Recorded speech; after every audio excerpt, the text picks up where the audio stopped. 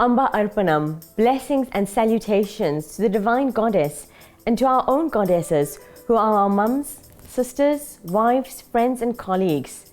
Welcome to Sadhana, the Inward Path, right here on 3.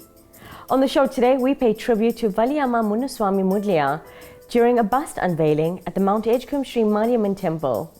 Mr. Ashwin Trikamji joins me in studio to chat about the progress of Hinduism in South Africa, and we enjoy our signature offerings of conscious cooking, yoga for wellness and the Holy Tirukural. As we celebrate Women's Month, we also honor those who came before us and paved the way for the rights that we enjoy today. During the 1914 passive resistance campaign in Transvaal, Indian women joined the march to have traditional marriages recognized. Among them was a teenage Valliamma who was sentenced to prison for her participation in the campaign. She died 2 days after her release on her 16th birthday. We found out more about this unsung heroine, activist and martyr during a bust unveiling, immortalizing her sacrifice for our freedom.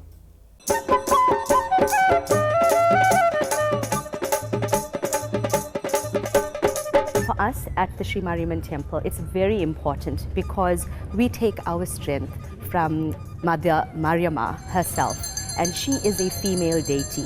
And because of that, Mother Lakshmi is what gives us the strength, the power, the Shakti to be able to get through everything that we need to in life itself. Whilst the temple is a place of worship, devotion and spirituality, back in the day, temples were the embodiment of life itself, because our people did not have halls and other meeting places. So the temples and places of religion became meeting places. The Marrieammen temple is proof of one such venue.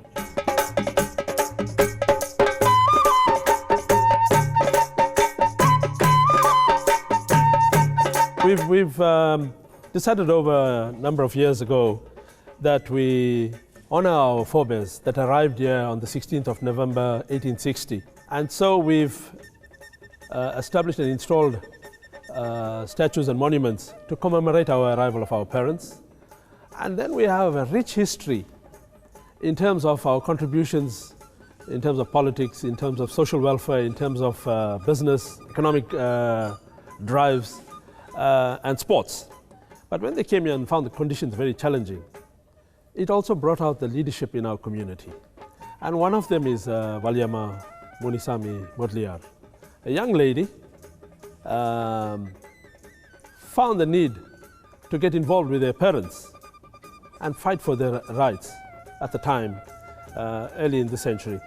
And in a short space of time, she was able to make a mark in terms of the contributions that she made and the bravery and the courage that she displayed and showed.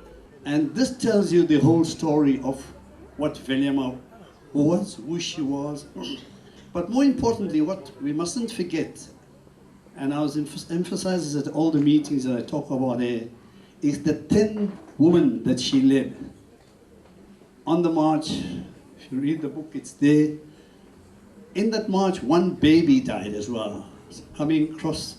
But the biggest thing that Valliamma did was, she got to Northern Natal, being harassed on the way, and these women, but overcame all that, they were not arrested.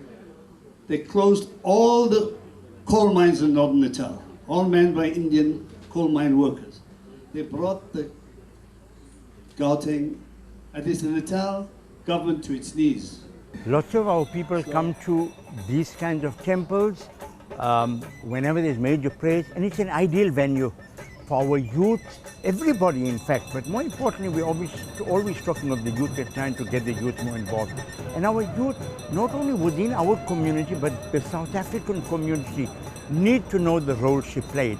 And we need to take examples of what the struggles were at that time and how we can get our youth of this day to still continue the struggles and fights.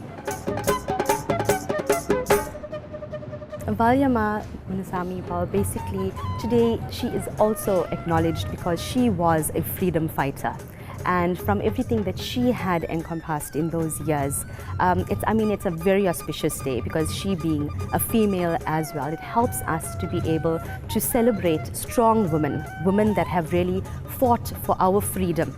And I don't think that we could have chosen a better day than today, being National Women's Day and our Varalakshmi Puja, to actually celebrate her.